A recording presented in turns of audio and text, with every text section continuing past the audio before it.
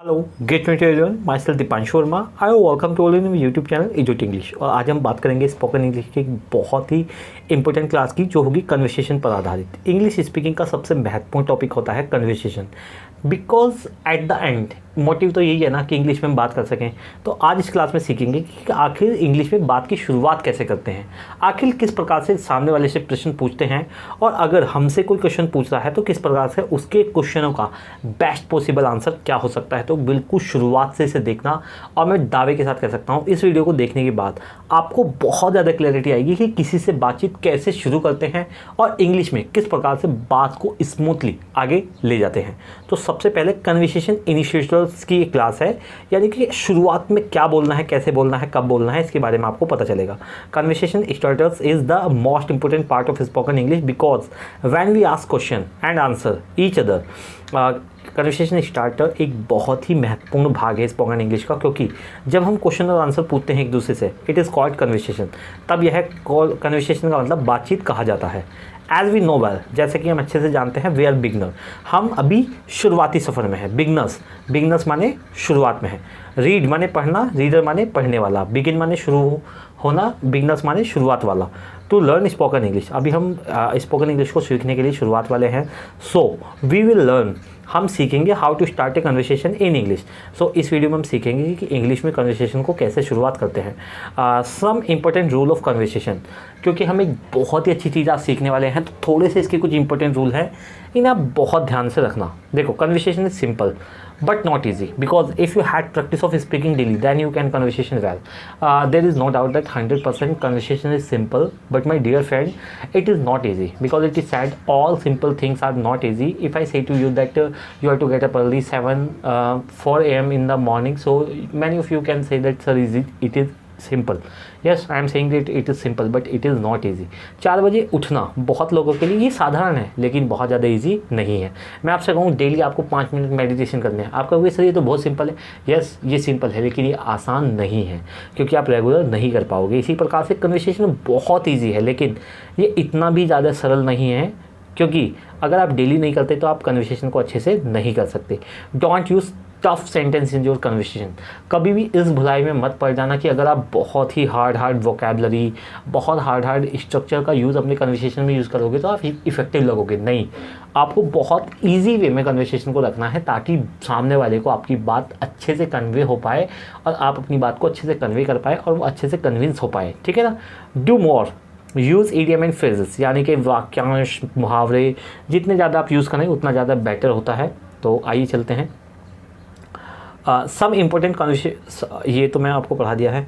हाँ, conversation starter. तो आज हम सीखेंगे सबसे पहले, suppose that you want to buy a watch.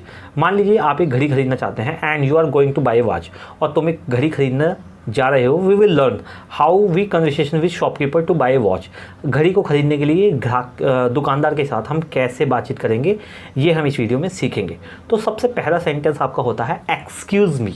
Excuse me का मतलब क्या होता है? एक्सक्यूज़ मी का एक्चुअल में मतलब तो कुछ नहीं होता। एक्सक्यूज़ मी का मतलब होता है जब आप किसी का अटेंशन पाना चाहते हो, आप कहते हो अरे सुनिए ज़रा। तो एक्सक्यूज़ मी का मतलब आप मान सकते हैं सुनिए, मतलब एक्सक्यूज़ मी। आप किसी दुकान पर गए और आपने देखा वहाँ पर बहुत सारी चीज़ें रखी हैं, तो आपने उससे पूछा एक्सक्यूज़ मी, सुनिए ज़रा। डू यू सेल वॉच, क्या आप घड़ी बेचते हो? Present indefinite. Do you sell watch, क्या आप घड़ी बेचते हो? यस सर, हाँ। What may I help you? हाँ सर। दुकानदार ने आपसे कहा what may I help you, हाँ मैं आपकी क्या मदद कर सकता हूँ।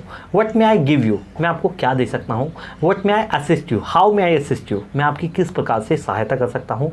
ठीक है ना। तो इस प्रकार से may I help you, may I take it, may I go to, आपने ये अक्सर सुना होगा, व्हाट को 1 मिनट के लिए भूल जाओ।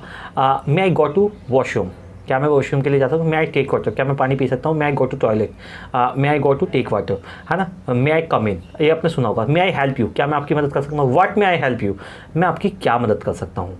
तो आपने कहा I want to buy watch, मैं एक घड़ी खरीदना चाहता हूँ।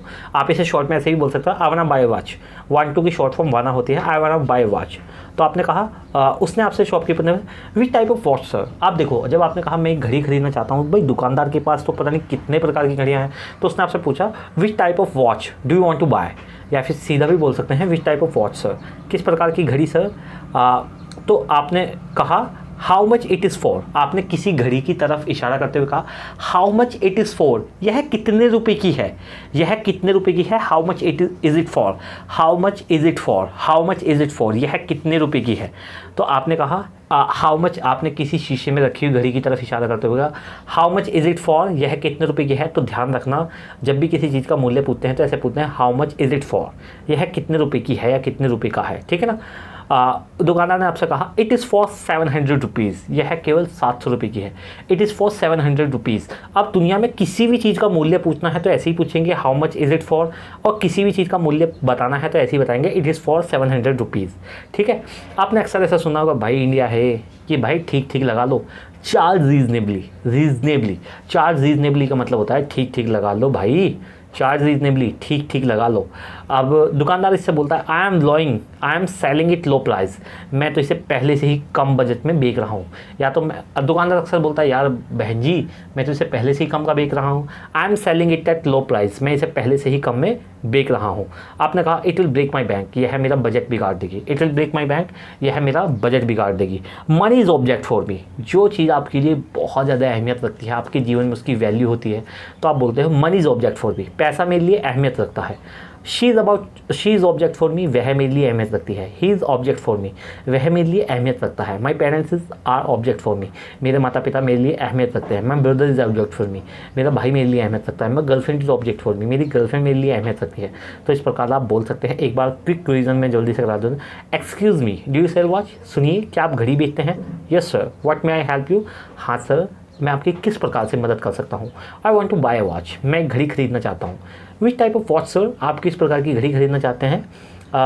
आपने किसी घड़ी की ओर इशारा करते हुए कहा how much is it for, यह कितने रुपए की है। इट इज़ फॉर 700 रुपीज़, यह केवल 700 रुपये की है। चार्ज रीजनेबली, ठीक ठीक लगा लो। I am selling it low price, मैं इसे पहले ही कम में बेच रहा हूँ। It will break my bank, यह है तो मेरा बजट बिगाड़ देगी। Money is object for me, पैसा मेरे लिए अहमियत रखता है। It is my hard earn money, यह मेरे खून पसीने की कमाई है। आपने ऐसा अक्सर सुना होगा, यह मेरे खून पसीने की कमाई है। It is my hard earn money, यह मेरी खून पसीने की कमाई है। It is my hard earn money, यह मेरी मेहनत की कमाई है। I want to get my money worth, मैं अपनी पाई वसूल करना चाहता हूँ। कोई बोलता है ना यार मैं बिल्कुल अपनी पाई वसूल करना चाहता हूँ। I want to get my money worth, मैं मेरी पाई वसूल करना चाहता हूँ। और फिर आपने बोला you are ripping me off, तुम मुझे चूना लगा रहे हो, तुम मुझे लूट रहे हो, तुम मुझे महंगा बिक रहे हो। तो इस प्रकार हम सेंटेंस को बोलेंगे you are ripping me off, तुम मुझे चूना लगा रहे हो, तुम मुझे लूट रहे हो, तुम मुझे महंगा लगा रहे हो, ठीक है ना। डोंट बार्गेन, दुकानदार अक्सर बोलता है बहन जी सौदेबाजी मत करो। डोंट बार्गेन का मतलब है सौदेबाजी मत करो। डोंट बार्गेन का मतलब है सौदेबाजी मत करो। फिर आपने कहा money does not grow upon tree, पैसा पेड़ पर नहीं उगता। Money does not grow upon tree, पैसा पेड़ पर नहीं उगता। यू रिप मी ऑफ, तुम मुझे लूटते हो। देखो you are ripping me off, तुम मुझे चूना लगा रहे हो, तुम मुझे लूट रहे हो। यू रिप मी ऑफ, आपके प्रेजेंट इंडेफिनिट पे है यू रिप मी ऑफ, तुम मुझे लूटते हो, ठीक है ना। You are doing window shopping, window shopping का मतलब होता है कि भाई लेना वीना तो ऐसा कुछ है नहीं, लेकिन सिर्फ ये सामान देखता फिरता है। You are ripping me off, तुम मुझे लूट रहे हो। यू रिप मी ऑफ, तुम मुझे लूटते हो। You are doing window shopping, आप सिर्फ देखने आए हैं, आपको कुछ लेना देना नहीं है। आपने कहा no I want to buy but it is damn costly, मैं खरीदना तो चाहता हूँ लेकिन यह है बहुत महंगा है।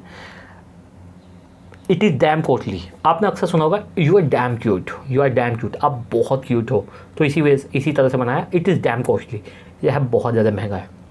Not costly as you think, इतना महंगा नहीं है जितना महंगा आप सोचते हो। Not costly as you think, इतना महंगा नहीं है जितना महंगा आप सोच सकते हो। तो आपने कहा आई कैन गिव 500 ओनली, मैं केवल 500 रुपये दे सकता हूँ या दे सकती हूँ, मैं केवल 500 रुपये ही दे सकता हूँ। No sir it is not so cheap, नहीं सर ये इतना सस्ता नहीं है। एक बार फिर से देख लेते हैं पूरा दो के दो। Excuse me do you sell watch, सुनिए जरा क्या आप घड़ी बेचते हैं। Yes sir, what may I help you, मैं आपकी कैसे मदद कर सकता हूँ। I want to buy watch, मैं एक घड़ी खरीदना चाहता हूँ। Which type of watch sir, आप किस प्रकार की घड़ी खरीदना चाहते हैं सर।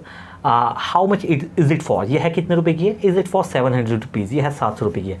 चार्ज रीजनेबली, ठीक ठीक लगा लो। I am selling it low price, मैं इस पहले ही कम रेट में बेच रहा हूँ। It will break my bank, यह है मेरा बजट बिगाड़ देगी। Money is object for me, पैसा मेरे लिए अहमियत रखता है। It is my hard earn money, यह है मेरी मेहनत की कमाई है, यह है मेरी खून पसीने की कमाई है। I want to get my money work, मैं अपनी पाई वसूल करना चाहता हूँ। You are ripping me off, तुम मुझे चूना लगा रहे हो।